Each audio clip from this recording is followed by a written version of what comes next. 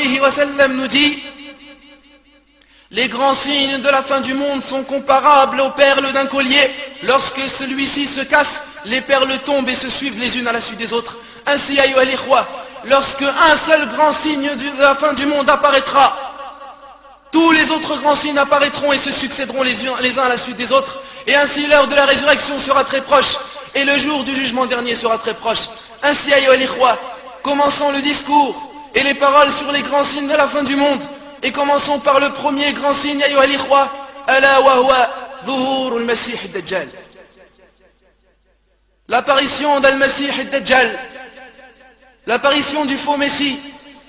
Et comme parler de ce sujet est long, et comme le danger de cette personne est considérable, et comme il apportera à l'humanité une grande tentation et un grand trouble, nous nous sommes trouvés contraints et obligés de consacrer plus d'un discours à ce sujet, afin que le profit soit plus important, et afin que les gens et les personnes apprennent à le connaître. Alors qui est Al-Masih ad-Dajjal? Et pourquoi fut-il nommé ainsi? Et quelles sont ses caractéristiques? Et comment sera le monde lorsqu'il sortira? Et d'où sortira-t-il? Les réponses à ces questions seront l'objet de notre rencontre bi'idnillah jalla wa ala. Wa as'alu Allah tabaraka wa ta'ala an yarzuqana at-tawfiq wa an yubarika fi waqtina wa an yarzuqana al-ikhlas wa as-sawab fi al-qawl wal 'amal innahu waliyyu dhalika wa mawlah. Et je demande à Allah jalla wa ala qu'il nous accorde la bénédiction dans notre temps, et qu'il nous aide et nous soutienne, et qu'il nous accorde la sincérité, et qu'il nous guide vers la vérité dans nos paroles et nos actions. Lui seul en a la capacité et le pouvoir. Ayyuha al-ikhwatul kiram, faman huwa al-Masih ad-Dajjal? Qui est-ce qu'Al-Masih ad-Dajjal? C'est un homme, ayyuha al-ikhwa, qui apparaîtra vers la fin du monde. Et un homme à qui Allah jalla wa ala accordera des capacités et des pouvoirs et des moyens surnaturels et hors du commun, tels que les gens y seront éprouvés. Un homme mécréant et vicieux, qui prétendra détenir la prophétie dans un premier temps, puis qui ira jusqu'à prétendre détenir la seigneurie et la divinité. Un homme à qui Allah jalla wa ala accordera des pouvoirs et des moyens tels que les gens de faible foi et les gens dont le cœur sera malade y seront éprouvés, tentés et égarés. Et beaucoup de personnes le suivront, et sera alors raffermi celui qu'Allah raffermira, et sera égaré celui qu'Allah égarera. وَمَا رَبُّكَ بِظَلَّامٍ لِلْعَبِيدِ. Et certes, ton Seigneur n'est point injuste envers ses serviteurs. Pourquoi fut-il nommé ainsi?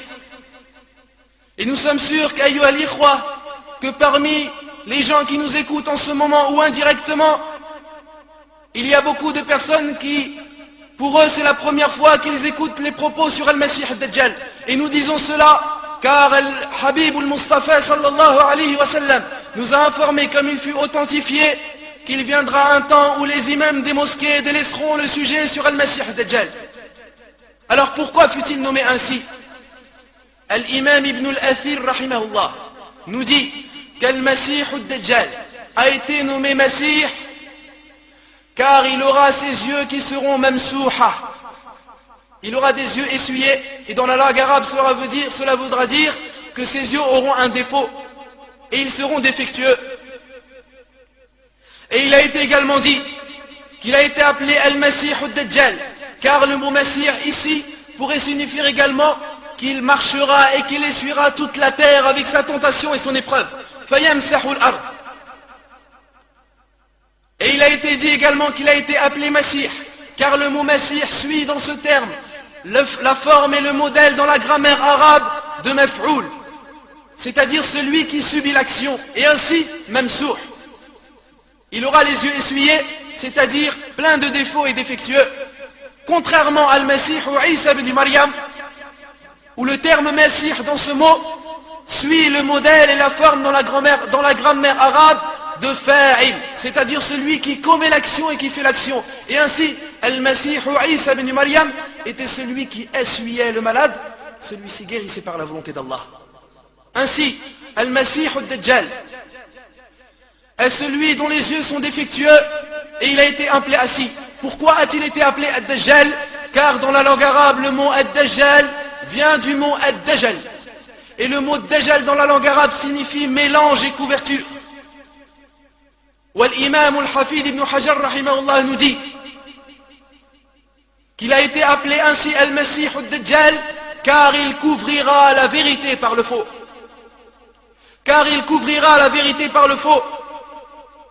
Et ce sera un homme qui prétendra ainsi être un prophète, qui ira jusqu'à prétendre être un Dieu et un Seigneur sur les gens. Et il a même été nommé par le messager d'Allah alayhi salatu wassalam dans certains de ses hadiths par Masih al-Dalala.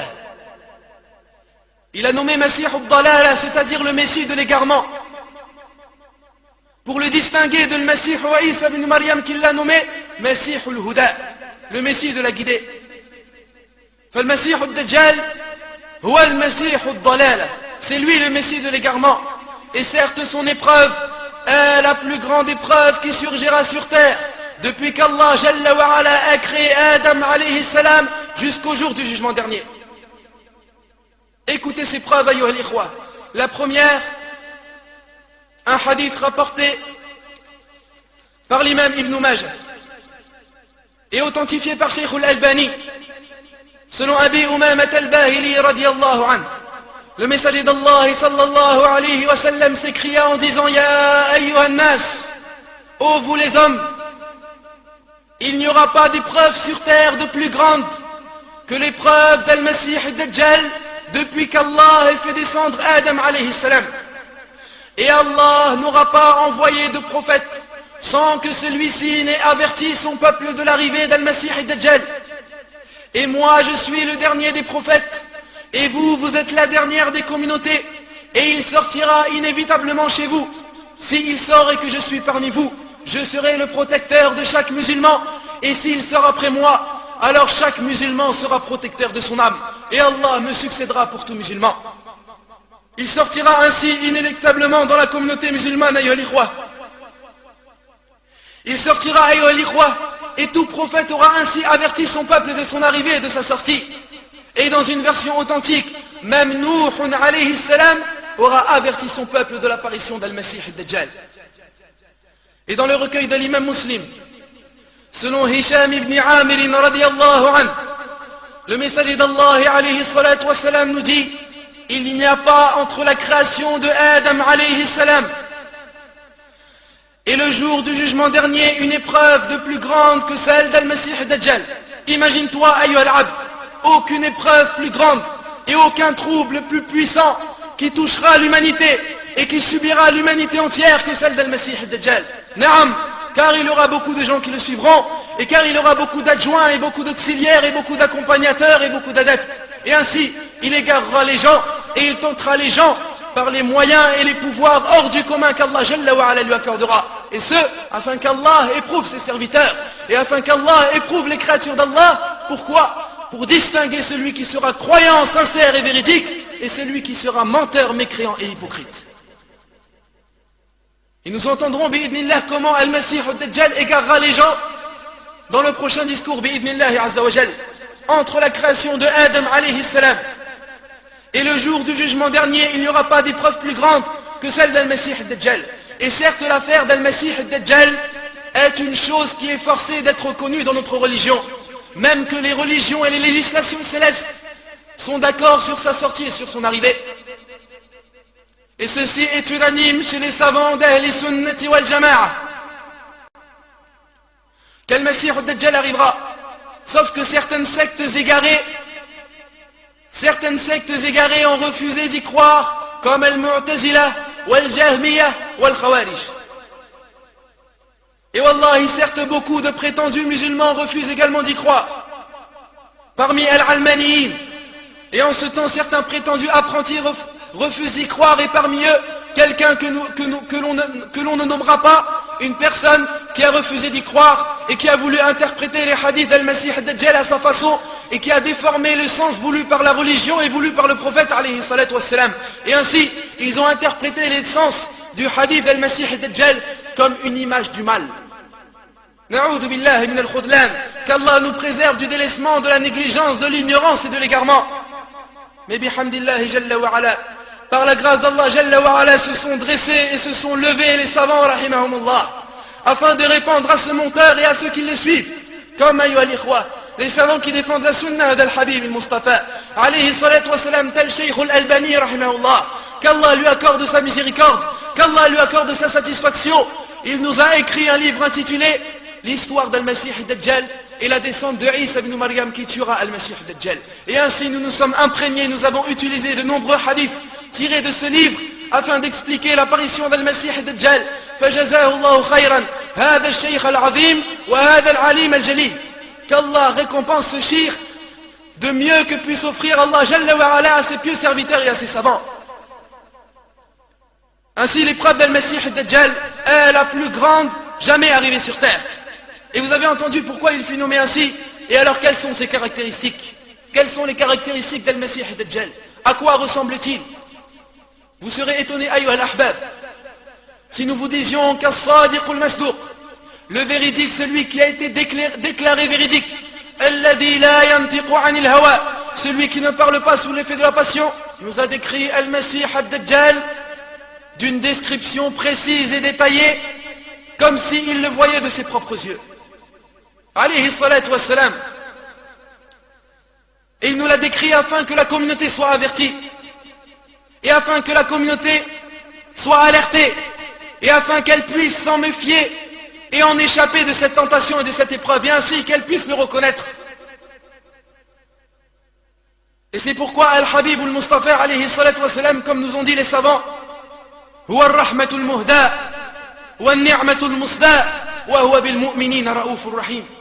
C'est lui la miséricorde guidée, et c'est lui le bienfait et la grâce, et c'est lui qui est pour les croyants compatissant et miséricordieux.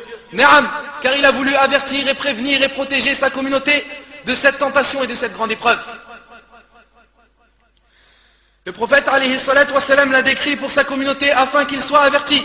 Et il nous dit alayhi salatu wassalam, comme dans une version d'Al-Imam Ibn Majah, selon Abi Umamat al-Bahili, et cette version comporte plus de détails que les hadiths rapportés par Al-Imam al-Bukhari et l'Imam Muslim, c'est pour ça que nous l'avons utilisé. Le messager d'Allah alayhi salatu wassalam nous dit, et je vais vous le décrire, c'est-à-dire Al-Masih ad-Dajjal, et je vais vous le décrire comme aucun prophète ne l'ait décrit auparavant. Et il nous dit alayhi salatu wassalam, il commencera par dire je suis un prophète. Il commencera par prétendre détenir la prophétie. Il commencera déjà par mentir aux gens en voulant prétendre qu'il est un prophète et un messager.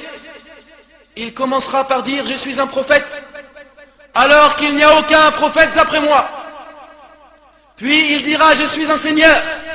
Il ira plus loin dans son égarement et dans sa mécréance. Et il ira prétendre qu'il détient la seigneurie et la divinité. Puis il dira que je suis un seigneur. Or vous ne verrez pas votre seigneur jusqu'à ce que vous mouriez. Et il est, en parlant d'Al-Masih ad-Dajjal, et il est borgne alors que votre seigneur n'est point borgne. Et entre ses yeux est écrit kafir, mécréant, pourra le lire tout croyant, qu'il sache ou qu'il ne sache pas lire.